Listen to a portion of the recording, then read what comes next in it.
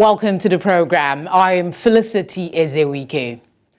So Africa is hosting her inaugural climate summit from September 4th to 6th, 2023 during Africa Climate Week ending on the 8th. The aim, according to host Kenyan President William Ruto, is to address the increasing exposure to climate change and its associated costs, both globally and particularly in Africa, a continent currently responsible for a negligible amount of total global greenhouse gas emissions, yet is under significant threat. With the expectations of escalating climate crisis in terms of frequency and intensity, as well as concerns that African governments have limited ability to respond adequately, there is indeed need for urgent action to mitigate the crisis. The summit is to serve as a platform to inform, frame, and influence commitments, pledges, and outcomes, ultimately leading to the development of the Nairobi Declaration. On one slot today, with the help of my guest, we will review expectations from the summit and what is achievable, as well as the mechanisms needed for action. Dr. Olasukomi Okunla, a scientist at the United Nations University Institute for Environment and Human Security in Germany, is my honored guest for today's program. Thank you for giving us your time. Thank you for having me.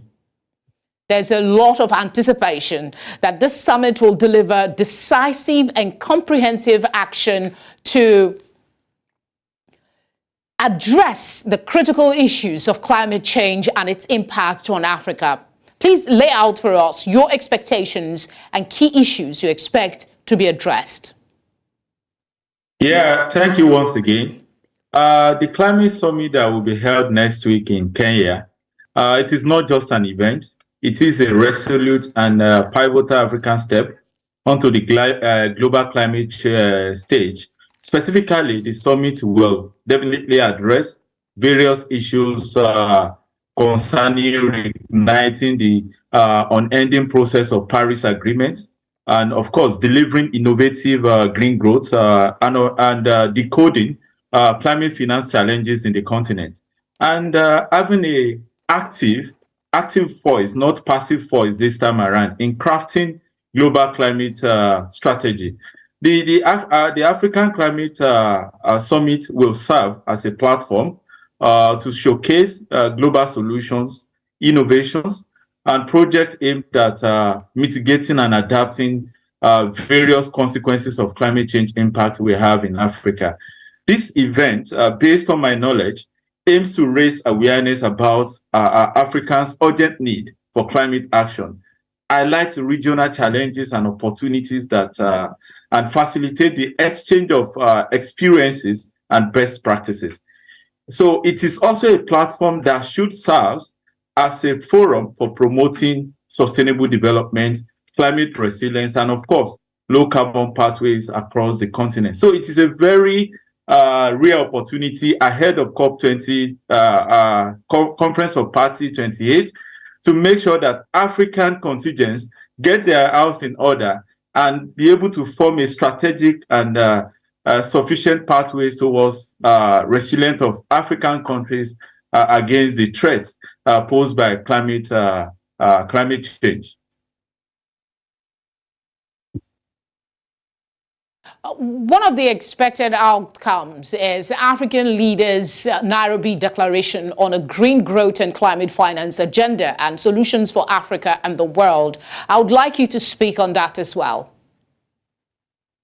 So basically, thank you for that question. Basically, on the based on the outcomes of the recently concluded conference in Bonn, that is the climate conference in Bonn.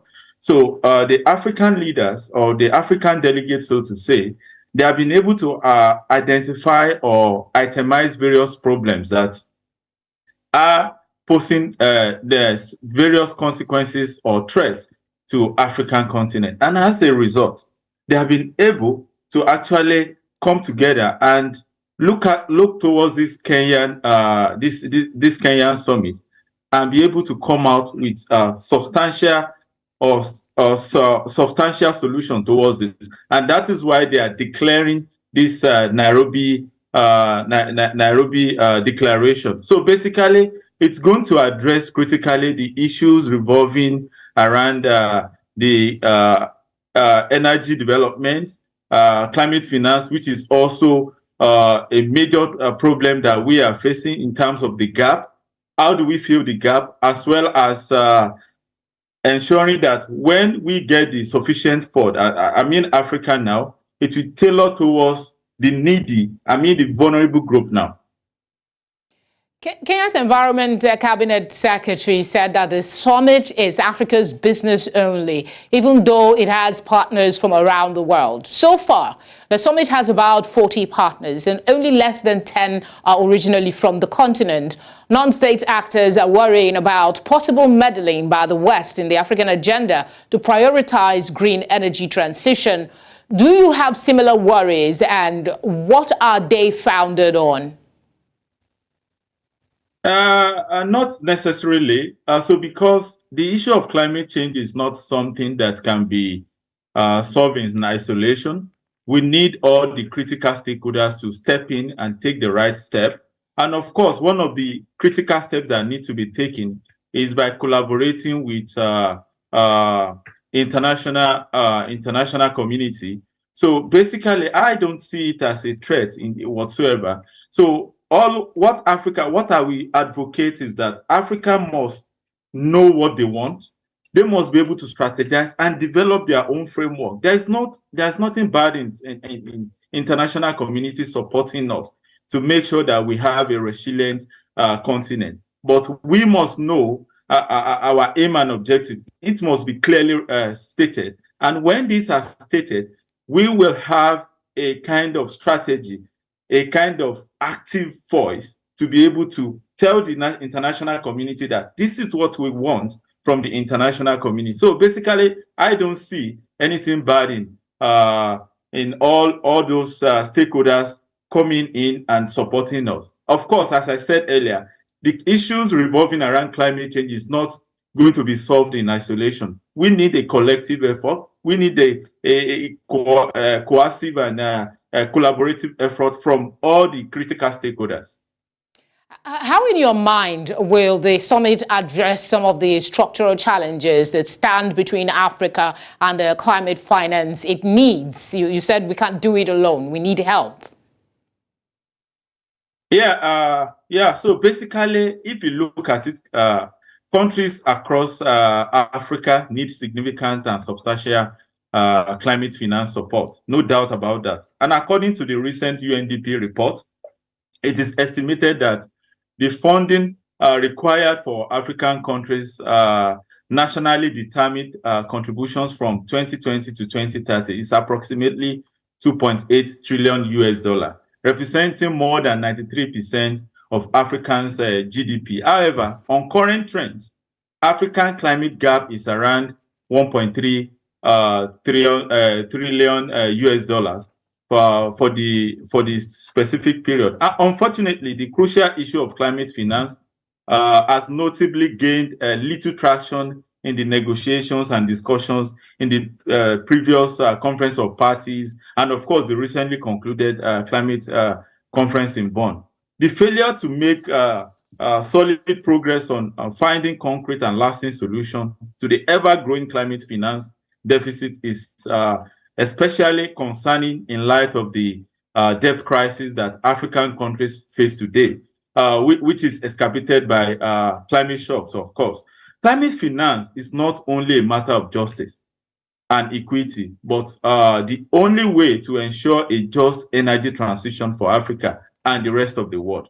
So looking ahead, the African Climate Summit in Kenya will definitely serve as another critical moment to secure momentum for the funding Africa needs to actually unlock its enormous potential for renewable energy development. Without it, African countries will definitely struggle to meet their energy needs, and of course, reduction in their emission, as well as enhancing the resilience we all desire.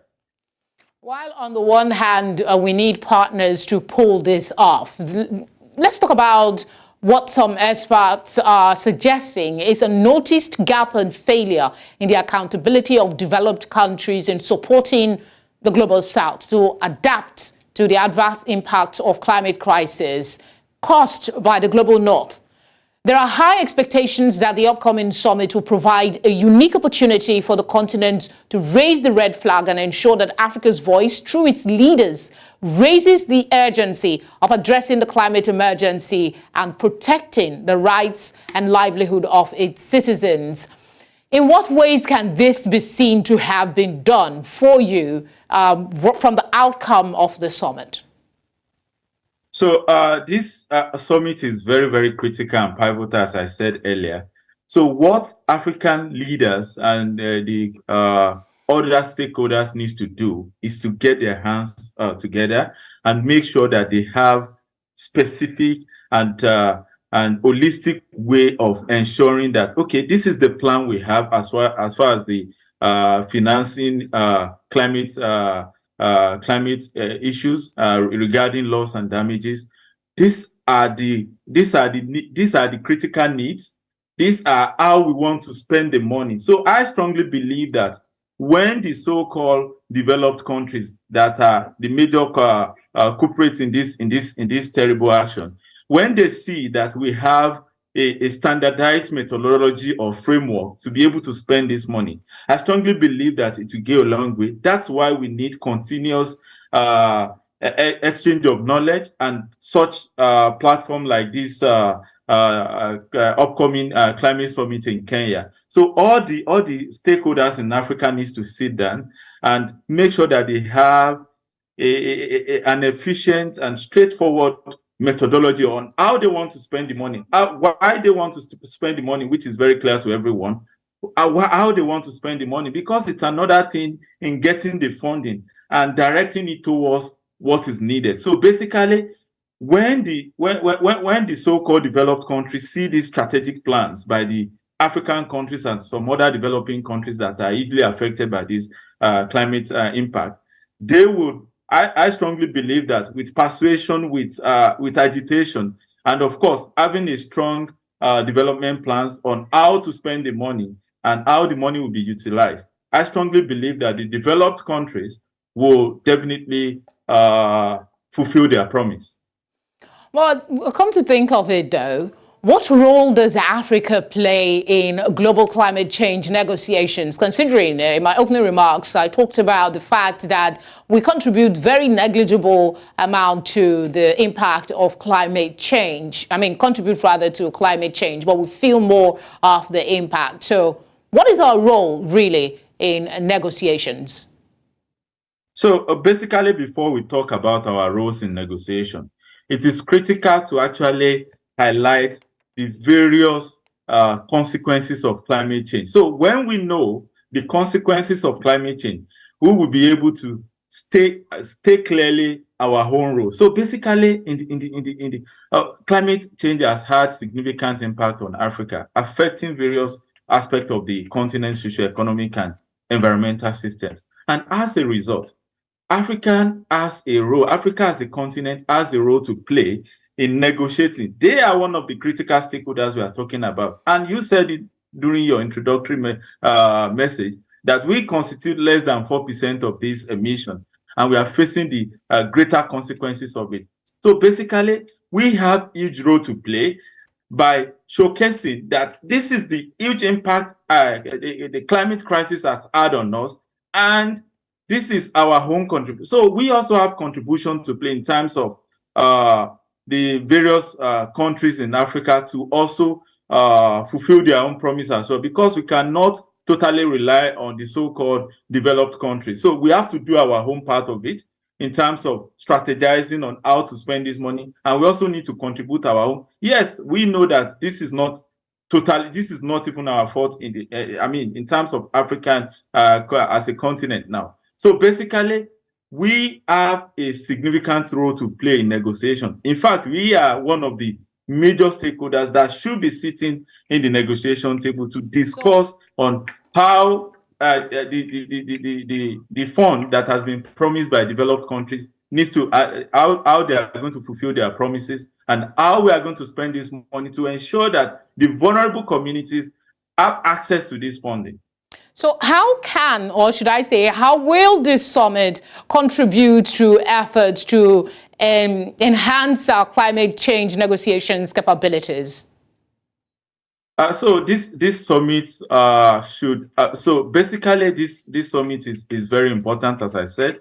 So we need to enhance international support by increasing financial support for developed countries and international institutions. Is crucial to bolster climate change adaptation efforts in Africa. So this includes mobilizing climate finance, establishing dedicated funds, and fulfilling commitments made under the international agreement, such as the Paris Agreement. So basically, we also need to strengthen capacity building. Building technical capacity at all levels is essential.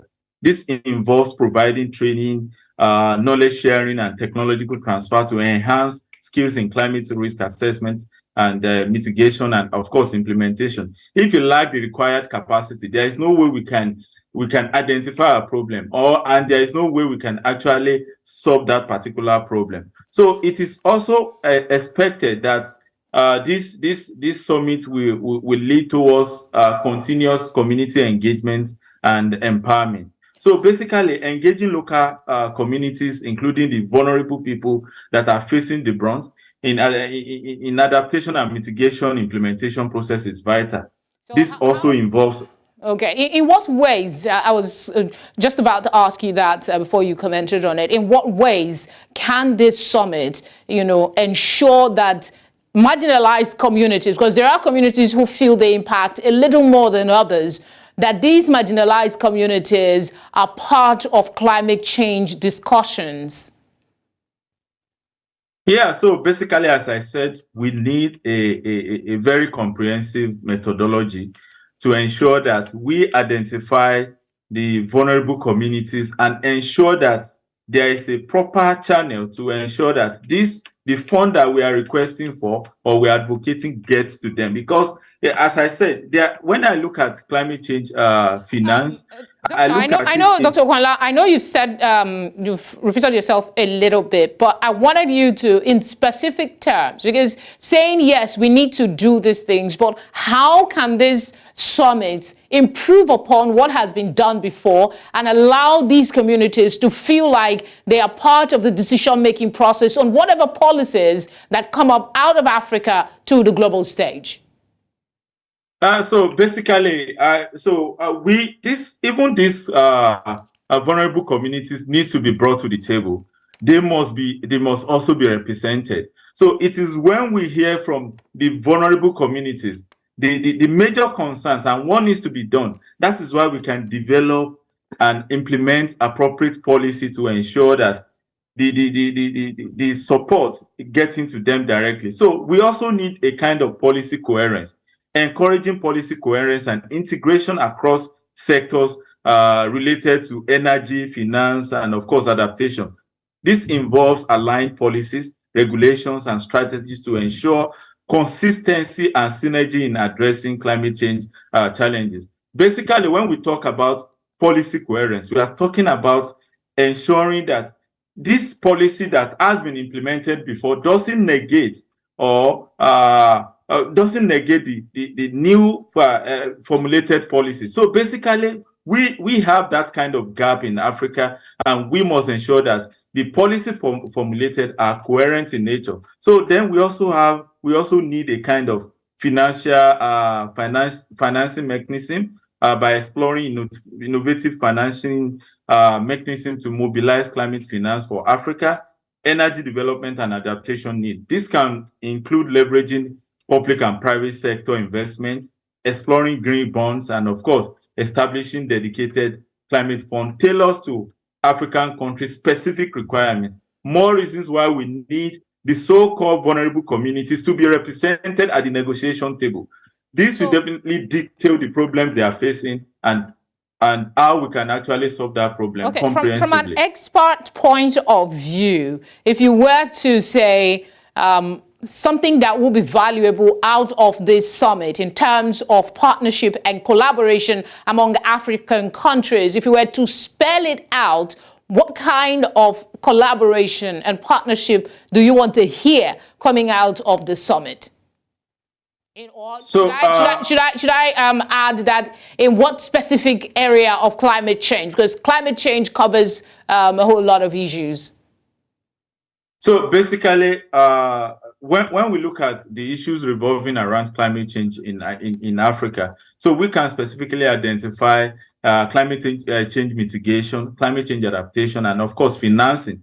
Those are critical areas that we need to focus on, because when we talk about the mitigation aspect, we are talking about energy transition, and of course, without effective financing, there is no way we can achieve either the mitigation or adaptation aspect of challenges posed by climate change. So basically, I want to see at the end of this summit clear pathways towards ensuring that we solve the problems that are revolving around the mitigation aspect of the climate change, as well as the adaptation aspect of the climate change. And of course, ensuring that when we are solving those two key areas, we ensure that effective climate finance mechanism is also implemented. How can we get the needed support from the developed countries who are mainly responsible for the problem we are facing in Africa? So basically, I want to see this summit resolve or strategically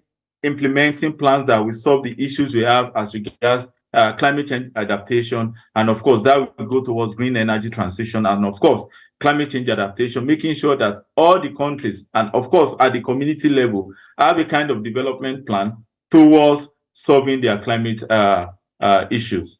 Okay, before I ask you as to how the summit can support and develop climate resilient infrastructure, what are climate resilient infrastructure? When we talk about that, what do we mean? So climate resilient infrastructure are very very diverse. So when we are talking about climate resilient infrastructure, we are talking about energy infrastructure. We are talking about road infrastructure.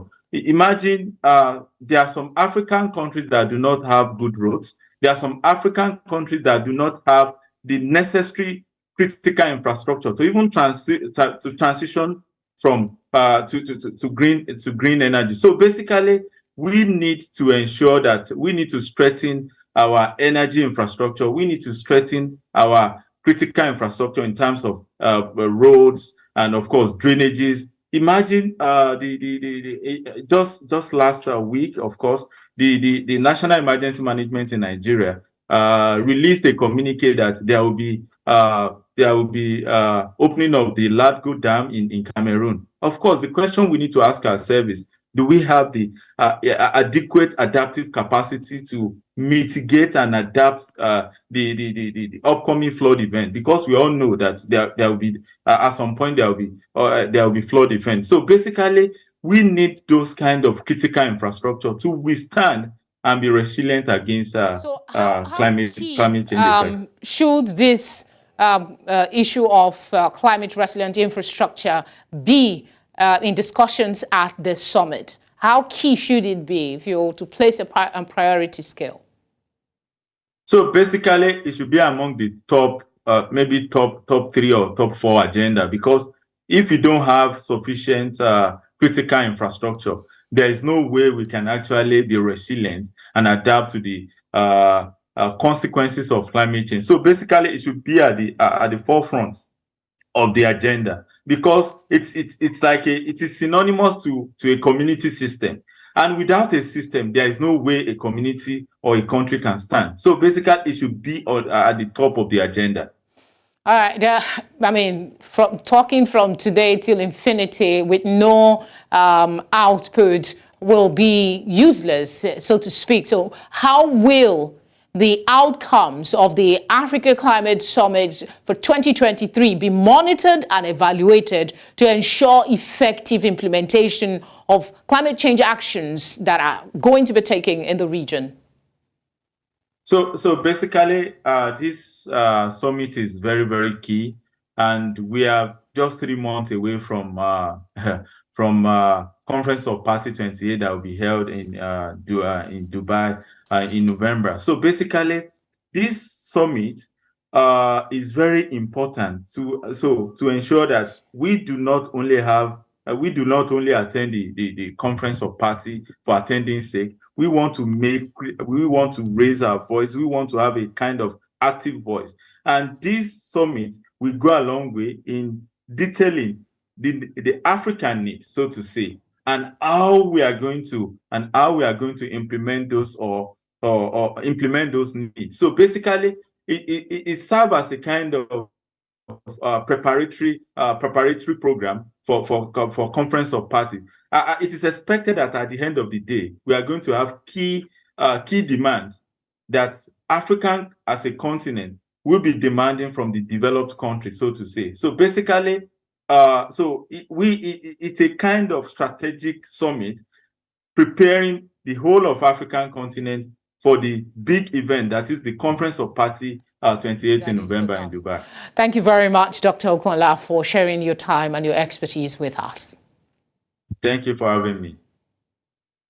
I'll go on a short break, and when we come back, we'll move away from climate talk to talk security, and we'll be looking at the death of the leader of the Wagner Group and the implications, if any, for Africa. Don't go away.